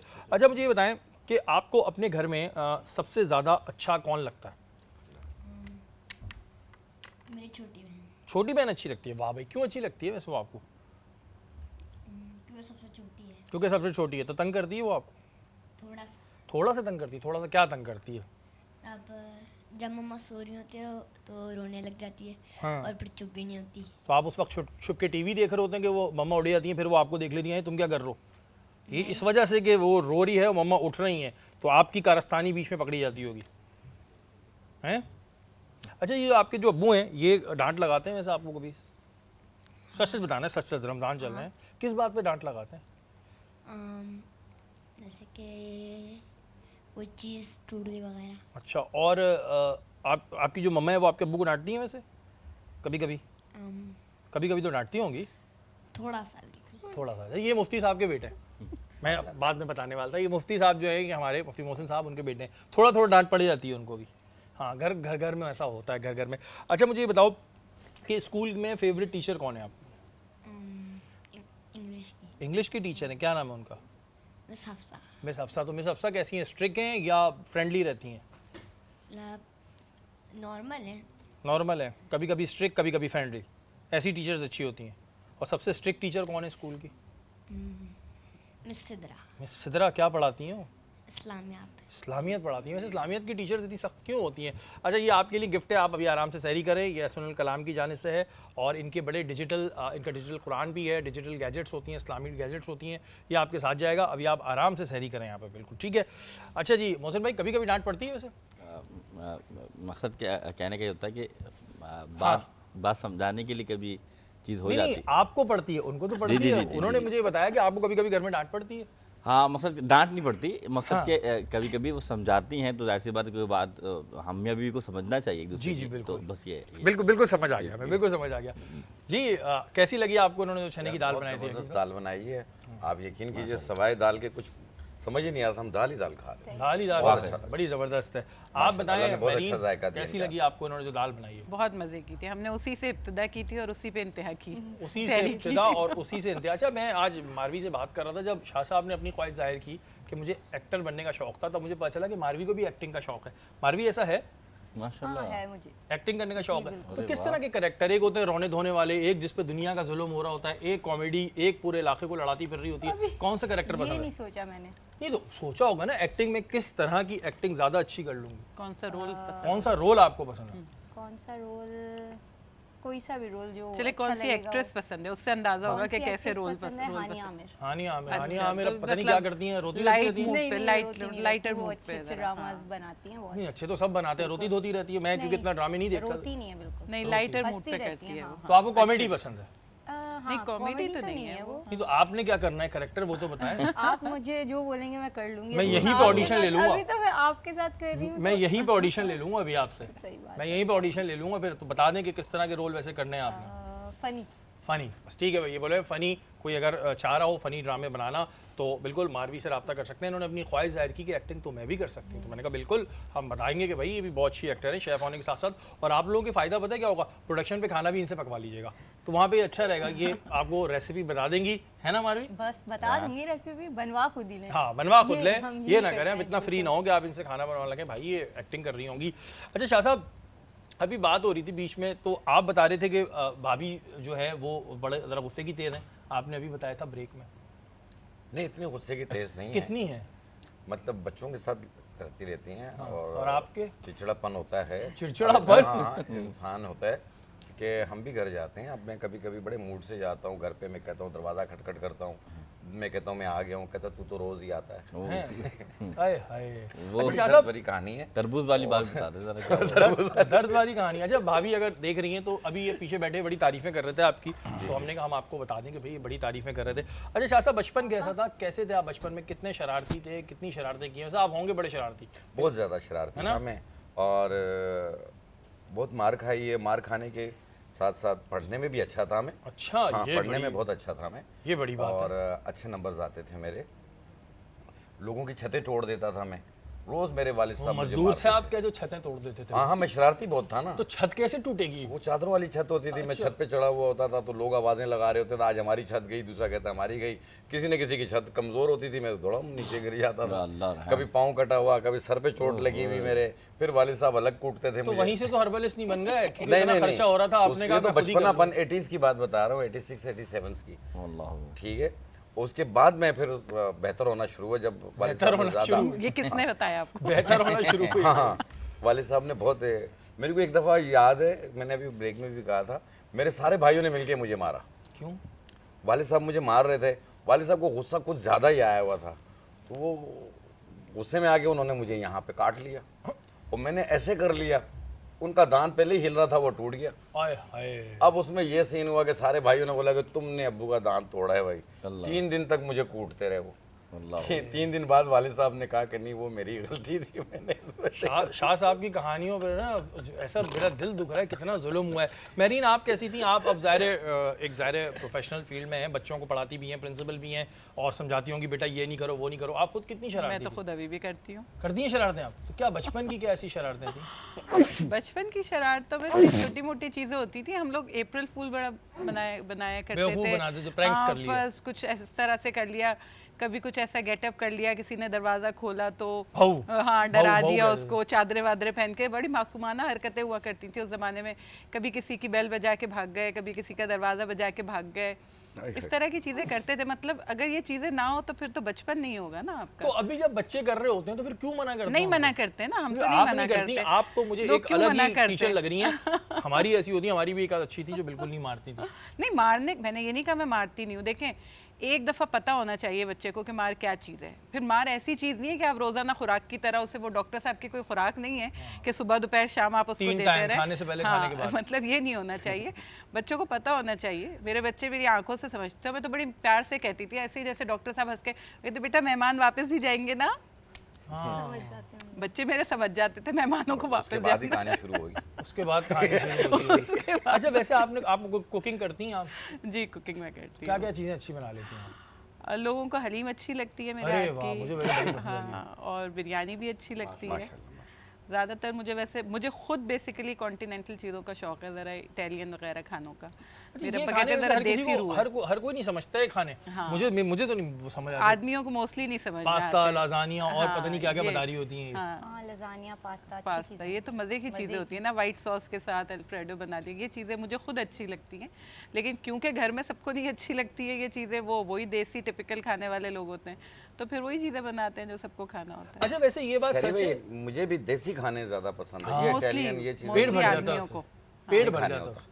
90% आदमियों को अच्छा मुझे वैसे लगता है मेरी ये ने बात बताई, इस्लामियत की टीचर और जो पाकिस्तान स्टडीज़ पढ़ाती हैं उर्दू में ख़ास तौर पे, ये इतनी सख्त क्यों होती हैं? हाँ, ये बेचारों की तरबियत ही उसी फॉर्मूले पे हुई होती है ना, सख्त होती शायद है। बेचारी ज़्यादा। हाँ, हाँ, जो ज़्यादा मोहब्बत वाली होती हैं वो सबको अपनी इंग्लिश की टीचर, जैसे रयान को भी अच्छी लगती हैं, वो इंग्लिश की टीचर अच्छी लगती है। वो कुछ देखने में भी एक उनका गेटअप, मतलब उर्दू की टीचर आ रही होगी तो आपको पता अलग चल ही बात जाएगा। है, ये उर्दू पढ़ाती हैं और माशरती उलूम वाली, और ख़ास तौर पे जहाँ पे उर्दू में पढ़ाया जाता है ना, एक होता है इंग्लिश में पाकिस्तान स्टडीज़ होती है, कहीं उर्दू में पढ़ाया जाता है, तो वो टीचरें होती बड़ी सख्त है, लेकिन तमाम टीचरों का एहतराम दिल से है भाई। और ये तो बहरहाल हम मजाक में बात कह रहे होते हैं, जितने भी उस्ताद हैं वो हमारे लिए बड़े अहम हैं और उनकी वजह से आज हम यहाँ पर हैं। ये तो बहरहाल मजाक में बात होती है, उस्तादों का एहतराम बिल्कुल ज़रूरी है बहुत ज़्यादा। और सबको करना चाहिए। इस वक्त हमारे साइड पे आप देख रहे हैं कि पामोलिव मौजूद है। पामोलिव एक वेल नोन ब्रांड है और जो इसकी खासियत है वो ये है कि ये ज़ाहिर पर्सनल केयर प्रोडक्ट की जो चीज़ें बनाते हैं, इनके पास एक बड़ी रेंज होती है जिसमें soap, shampoo, hand wash, body wash और हैंड सैनिटाइज़र शामिल है। इसकी ख़ास बात ये है कि ये 100% नेचुरल एक्सट्रैक्ट से तैयार करदा होता है और इसमें जो एक और चीज़ है वो ये है कि आपकी स्किन को मॉइस्चराइज तो रखता है, लेकिन साथ साथ अक्सर लोगों के होता है कि स्किन डल होने लगती है, तो ये आपकी स्किन को डल होने से भी रोकता है। तो भी बिल्कुल अच्छी चीज़ है, आप इस्तेमाल करें और अपनी स्किन को जो है वो ग्लो रखें। शाह साहब, अक्सर लोगों के साथ ये मसला बहुत आने लगा है, अक्सर क्या ज़्यादातर लोगों के साथ आने लगा है, क्योंकि कराची में पानी का बड़ा मसला रहता है, तो खारे पानी से बाल धो रहे हैं, तो बालों का गिरना एक बड़ी कॉमन चीज़ हो गया है, हर चौथा पाँचवा ये शिकायत करता हुआ नज़र आता है। तो बालों को मजबूत बनाने के लिए क्या करें? हाँ, बहुत ही आसान है। आपने लेना है 1 पाव नारियल का तेल ले लें या तिल का तेल ले लें। उन लोगों के लिए बता रहा हूँ जो यूं करते हैं लटें निकलती हैं, यूं करते हैं लटें निकलती हैं, बाल पतले हो रहे होते हैं, सर नज़र आ रहा होता है, 2 मुंह बाल हो रहे होते हैं, कोशिश भी करते हैं बाल बढ़ते नहीं हैं। तो उसको ठीक करने के लिए आपने लेना है 1 पाव तिल का तेल। अगर तिल का तेल ना मिले तो आप नारियल का तेल ले लें, कोकोनट ऑयल। उसमें 1 चम्मच जो घास होती है ना, पार्क्स में देखा होगा घास, वो आप पहले धो लीजिएगा, उस पर केमिकल ना लगा हुआ हो, धो के आप उसमें डाल दीजिए उस तेल में। और 1 इंच का टुकड़ा बालछड़ का डाल दें। बालछड़ ये पंसारी से मिल जाएगा, 1 टुकड़ा काफ़ी है, 5 रुपए का मिल जाएगा। और इसे 1 घंटा धूप में रख लें, आपका ऑयल तैयार हो गया। और ये तेल सिर्फ बालों की जड़ों में लगाएं, 2 घंटे के बाद धो लें या रात को लगा लें, सुबह धो लें, 1 दिन छोड़ के। 10-12 दिनों में बाल गिरना बंद होंगे, उसके बाद घने होना तेज़ी से बढ़ने शुरू होंगे। जैसे आपने देखा ना घास कितनी घनी होती है, ऐसे बाल घने हो जाएंगे। अच्छा शाह साहब, ऐसे भी बहुत सारे वो आते हैं लोग जो ये दावे कर रहे होते हैं, सोशल मीडिया पे उनके एड्स चल रहे होते हैं, 3 महीने में गंजेपन से खात्मा, गंजपन का खात्मा, पतले होने के लिए ये इस्तेमाल करें। हम रिसर्च किए बगैर चीज़ें इस्तेमाल कर लेते हैं, कितनी नुकसानदेह होती हैं? देखिए, एक तो प्रोडक्ट होती है, एक होती है नेचुरल। जो मैं बता रहा हूँ वो तो नेचुरल बता रहा हूँ, आपकी बात नहीं कर रहा मैं, तो दायरे आप तो और एक होती है बनी हुई प्रोडक्ट होती है। जो बनी हुई प्रोडक्ट होती है उसमें पता नहीं है उसमें क्या डाला हुआ है। बिल्कुल। अब वो केमिकल डाला हुआ है, हर्ब्स डले हुए हैं, क्या डाला और इतनी महंगी होती है, बहुत महंगी होती हैं। महंगी होती है। नहीं, शाह साहब जो चीज़ें बता रहे हैं वो तो ज़ाहिर नेचुरल चीज़ें, और ये थोड़ी कह रहे हैं मेरे पास से आके ख़रीदो, वो मैं उनके लिए मैंने ये सवाल पूछा कि बहुत सारी इस तरह की चीज़ें जो है मार्केट में आ रही हैं। शाह साहब, कहीं लोगों को मसला होता है कि उनका वज़न नहीं बढ़ रहा होता, और कई लोगों को होता है उनका कम नहीं हो रहा होता। तो कम करने वाले जो लोग ज़्यादा तादाद में मौजूद है, क्योंकि मार्केट में भी इस तरह की चीज़ें बिक्री होती हैं बड़ी, ये इस्तेमाल करें और फ़ौरन पतले हो जाएं, तो कोई है आपके पास तरीका? 4 जड़ी बूटियाँ बता रहा हूँ जिन लोगों का वेट कम नहीं हो रहा, पेट, हिप्स, थाइस, गर्दन के पीछे की चर्बी, इस तमाम को कम करेगी। ये डबल चिन को भी ख़त्म करेगी, और बॉडी जो लटक जाती है उसको भी सही करेगी। आपने देखना है कि देखें, जो चीज़ आप पे 10 दिन में काम नहीं करे वो 10 साल में भी नहीं करेगी। अगर आपका 7 दिन में, 6 दिन में 1 किलो वज़न कम होता है, बहुत बेहतरीन है ये। महीने में 4 से 5 किलो, 6 किलो वज़न कम हो जाएगा इससे। आपने लेना सनोबर के पत्ते। सनोबर के पत्ते, नाम से याद रखें, सनोबर। ठीक है। सनोबर के पत्ते 50 ग्राम, ज़ीरा सफ़ेद 50 ग्राम, कलौंजी 50 ग्राम, बरगे सुद्दाब 50 ग्राम। इनको मिला के बारीक पाउडर बना लें। 1 चाय वाली चम्मच सुबह, 1 चाय वाली चम्मच शाम, 1 कप पानी के साथ, और इसे कंटिन्यू कुछ दिन यूज़ कीजिएगा। देखिएगा 1 हफ्ते में आपका कितना वज़न कम होता है, 15 दिन में आपके कपड़े कितने लूज़ होते हैं, और 1 महीने में कितने स्मार्ट होते हैं आप। वाह। और ये जो कमज़ोर जिस्म को खूबसूरत बनाएं, वो भी प्रोडक्ट चल रही है मार्केट में। जी, पिचके गाल हैं, सूखे कलाई हैं, बिल्कुल सूखे सूखे से हैं। उनको वेट बढ़ाने के लिए जिनकी ख्वाहिश होती है वो ले लें बधारी कंद। बधारी कंद 50 ग्राम, सिंघाड़ा 50 ग्राम, अन्नी सून के पत्ते 50 ग्राम। ये तीनों मिला लेंगे तो ये 150 ग्राम हो जाएगा। और इसमें 150 ग्राम मिश्री डाल दें आप। मिक्स करके बारीक पाउडर बना लें। 1 चाय वाली चम्मच 1 गिलास दूध में मिला के सुबह नाश्ते के बाद, रात खाने के बाद, ये कंटिन्यू 2 महीने यूज़ करना है।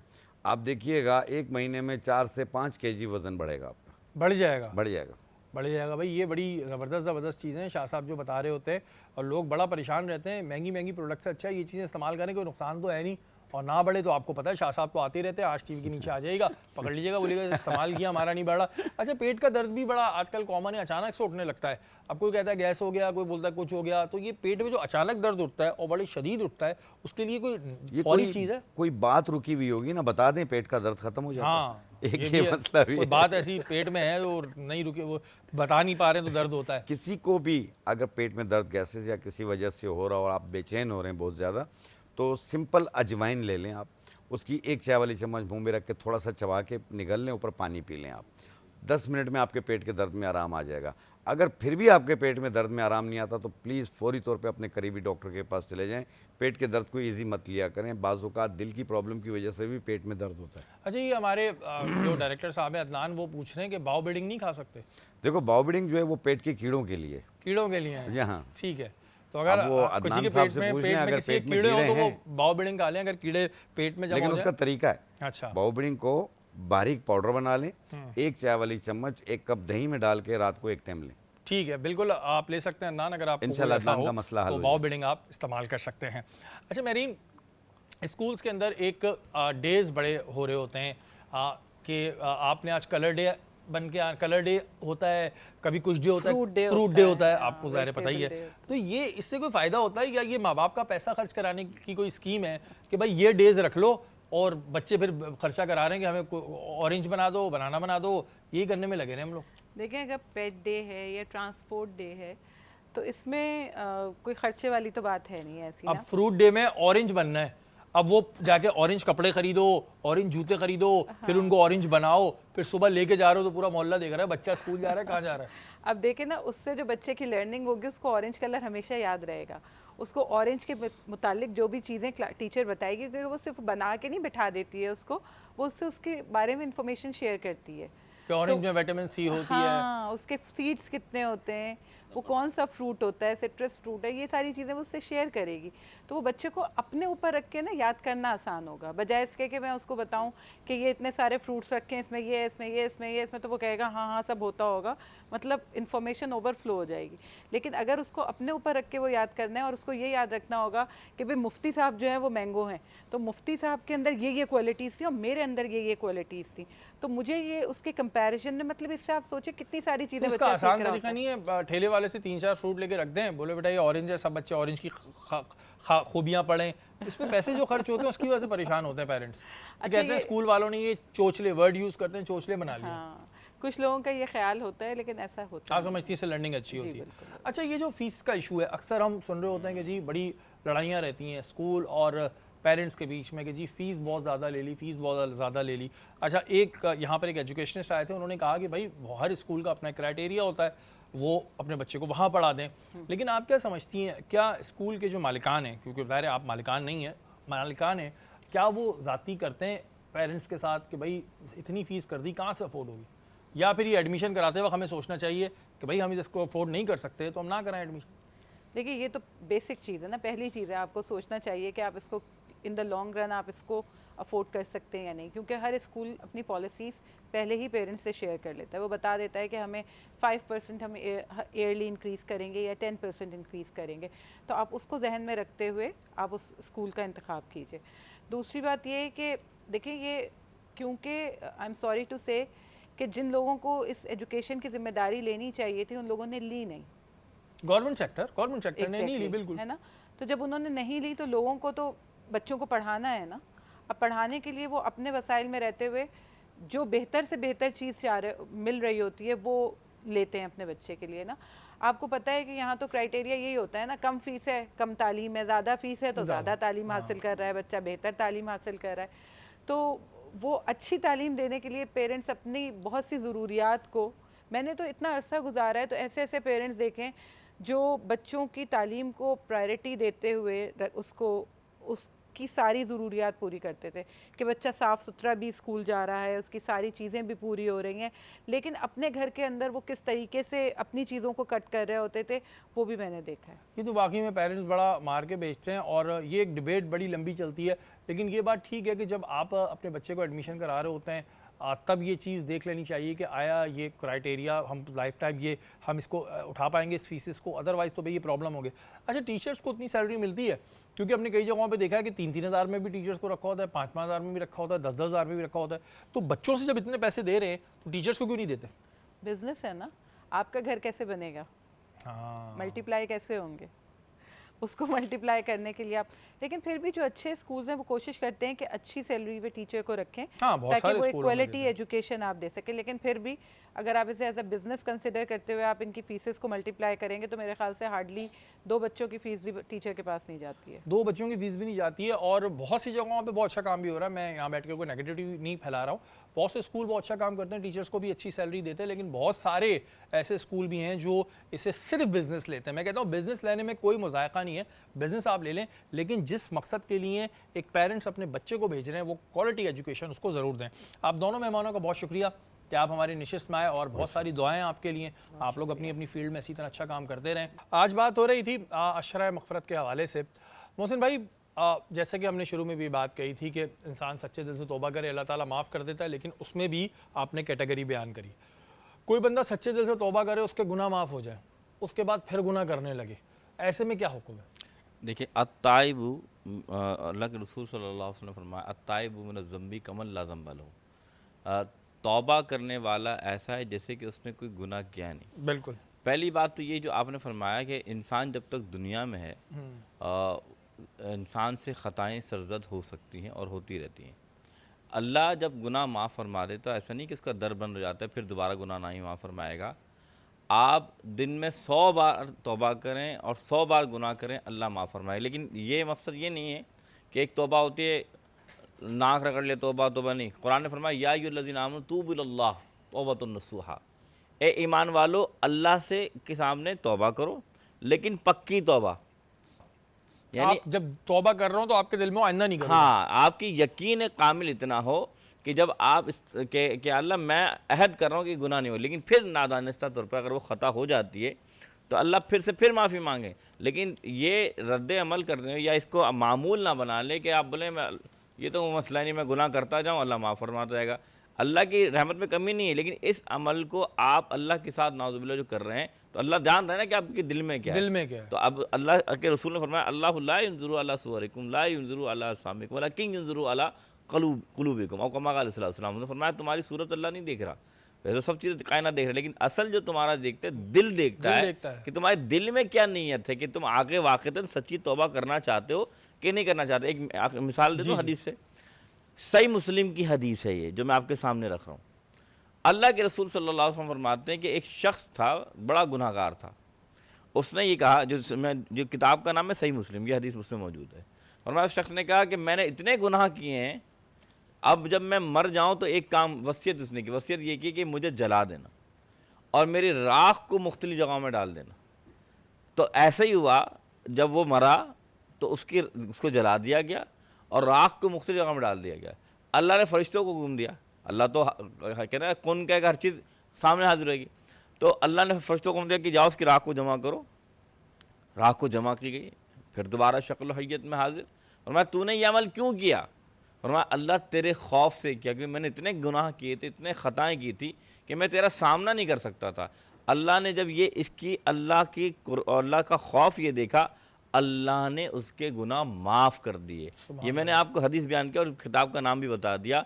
मालूम क्या चला, ला तक़नतु मिन रहमतिल्लाह, अल्लाह की रहमत से बंदा मायूस ना हो। लेकिन ये भी नहीं है कि इंसान गुनाह का इर्तिकाब करता चला जाए, बल्कि वो गुनाह से नादिम हो, लेकिन पक्का हो, ताकि वो आइंदा एहतियात फरमाए। बिल्कुल जी, जब आप तौबा कर रहे होते हैं तो आपके उस वक्त जहन बिल्कुल पक्का यकीन इस बात को कि आइंदा नहीं करूँगा। हाँ। इंसान है, खताओं का पुतला है, गलतियाँ हो जाएंगी, वो आगे की वो है। लेकिन जब आप तौबा कर रहे हो सच्चे दिल से करें, इसको रूटीन ना बना लें कि तौबा अभी कर लेते हैं गलत काम, फिर तौबा कर लेंगे, उसमें फिर माफ़ी नहीं है। अच्छा, जो गुनहगार लोग होते हैं मोहसिन भाई, उन्हें नहीं पता चल रहा होता वो अल्लाह की किन किन नेमतों से महरूम हो रहे होते हैं। वैसे गुनाह कर रहे हैं, ठीक है, उनको वैसे मिल भी रहा है, हो सकता है उनके नसीब में ज़्यादा हो, गुनाहों की वजह से और कम हो गया।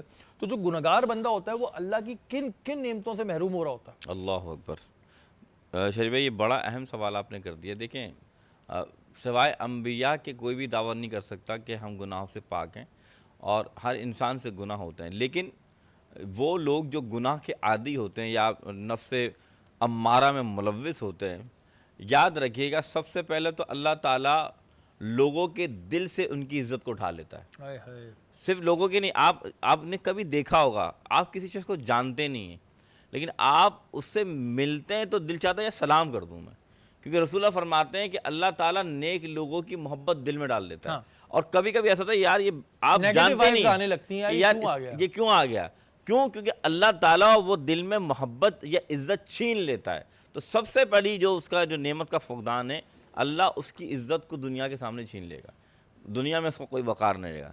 दूसरी बात, जो ये शख्स गुनाहों की इर्तिकाब करता रहता है, गुनाह पे अल्लाह के रसूल ने फरमाया, जब बंदा एक गुनाह करता है, याद रखिएगा, तो एक काला यानी स्पॉट दिल में पड़ जाता है, और वो इतना स्पॉट बढ़ना शुरू हो जाता है कि जब वो गुनाह करता रहता है तो दिल सियाह हो जाता है। अब वो जो काम करता है गुनाह का, उसे गुनाह नहीं लगता, यहाँ तक कि इस अमल के सब वो जहन्नुम में दाखिल हो जाता है। तो मालूम ये चला कि गुनाहगार गुनाह को गुनाह नहीं समझता, आखिर में वो अल्लाह ताला के अज़ाब का मुस्तहिक होता है और अल्लाह की नाराज़गी का मुस्तहिक होता है। अच्छा मोहसिन भाई, अक्सर लोगों के जहन में ये चीज़ आती है कि कोई गुनाहगार बंदा है, लेकिन वो नफ्स अम्मारा में नहीं है, लवामा में है, उसको फील हो रहा है लेकिन बहुत उसने गुनाह किए हुए हैं। अब रमज़ान मुबारक का महीना आता है, दूसरी जगह आती हैं, उसके दिल में ये एक आ जाती है बात कि यार मैं इतना गुनाहगार हूँ, अब मैं अल्लाह से किस मुंह से मांगूँ। मुझे एक शर्मिंदगी हो रही है कि यार मैं अल्लाह मियाँ को बोल रहा हूँ, अल्लाह मियाँ को तो पता है कि मैं अंदर से क्या हूँ और क्या कारनामे कर रहा होता हूँ। ऐसी सूरत में क्या सोचना चाहिए, बल्कि आती है जहन में बात। देखिए बात इतनी सी है, अल्लाह के रसूल की अहादीस मुबारक आप उठा कर देखें, ये मैंने पहले भी शायद आपको बयान किया कि एक बनी इसराइल में एक शख्स ने 99 कत्ल किए थे। कत्ल करना आसान नहीं होता, एक इंसान को मारना पूरी इंसानियत को मारना है। 99 कत्ल करने के बाद उसको ख्याल आया कि यार मैं गुनाहों से तौबा कर लेता हूँ। फिर वो किसी आलिम के पास जाता है, वो कहता नहीं तुम्हारी तौबा नहीं हो सकती, उसको भी कहता 100 पूरे। तो अब फिर ख्याल आता है कि शायद अल्लाह माफ़ फरमा दें। तो फिर एक आलिम बोलते हैं जाओ नेक लोगों की सोबत में जाओ, उनके गांव में जाओ, वहाँ जाके तौबा करो, अल्लाह कबूल फरमा लेगा। अभी वहाँ जाता है नहीं है, जाने लगता है कि रास्ते में मौत आ, इधर जन्नत के फरिश्ते इधर दोज़ख के फरिश्ते, और दोनों लड़ इस बात पर है फरिश्ते कि ये इसने 100 कत्ल किए हैं, मैं जहन्नुम में लेके जाऊँगा। वो कहते हैं कि नहीं, ये तौबा के इरादे से निकला, ऐसे जन्नत में जाएगा। अल्लाह कितना करीम है और कैसे बंदे की मग़फ़िरत फरमाता है। आप ये देखिए, अल्लाह एक और फरिश्ता भेजता है और कहता है कि इन फरिश्तों को कौन परेशान ना हो, ज़मीन नाप लें, जहाँ से ज़मीन करीब हो, जिधर ये जा रहा है उधर से या जिधर से आ रहा है वो वाले फरिश्ते ले जाएं। इधर अल्लाह की रहमत और बंदे की मग़फ़िरत चाहने का तलब देखें, अल्लाह ज़मीन को देता है हुक्म। क्या हुक्म देता है कि जहाँ वो जा रहा था वहाँ से करीब हो जा और जहाँ से जा रहा था वहाँ से दूर हो जा। सुभान तो अल्लाह। ज़रा गौर कीजिए, अल्लाह ताला तो 100 कातिल को भी माफ़ फरमा देता है। बेशक बेशक। और जो मकसद होता है, हम जो भी मुफ्ती साहब से बातें पूछते हैं उसका मकसद ये होता है कि हम तक आगाही पहुँचे। तौबा जब भी करें, क्योंकि अशरा मग़फ़िरत चल रहा है, इसमें गुनाहों से बिल्कुल माफ़ी होगी, तो एक तो अपने इस यकीन से करें कि मैं आइंदा गुनाह नहीं करूँगा। और ये जो हमारे जहन में ज़ाहिर बात आ रही होती है कि यार हम तो इतने गुनाह करते हैं, तो मेरा रब 70 माओं से ज़्यादा प्यार करता है। हम एक गलती करते हैं, 2 गलतियाँ करते हैं, 10 करते हैं, हमारी अम्मी माफ़ कर देती है। तो वो जो रब 70 माओं से ज़्यादा प्यार कर रहा है वो कितना प्यार करता होगा। लेकिन ये बात बार बार मैं क्लियर करता चलूँ कि कोशिश करें कि जब भी तौबा करें उसके बाद दोबारा वो काम ना करें। इस बात पे यकीन रखें, अल्लाह ताला आपकी मदद करेगा। इंसान है, गलतियाँ होती हैं, लेकिन अल्लाह ताला फिर मदद भी करता है। और जब अल्लाह की मदद आती है तो फिर सबकी मदद एक तरफ और अल्लाह की मदद जो है वो ज़ाहिर है दुनिया जानती है। अल्लाह ताला हम सबको गुनाहों को माफ़ करे। हमारी निशिस्त का वक्त ख़त्म हो गया, कल इंशाअल्लाह ताला दोबारा मुलाकात होगी। तब तक के लिए अपने मेज़बान सैयद शहरियार आसिम को इजाज़त दीजिए। पाकिस्तान ज़िंदाबाद।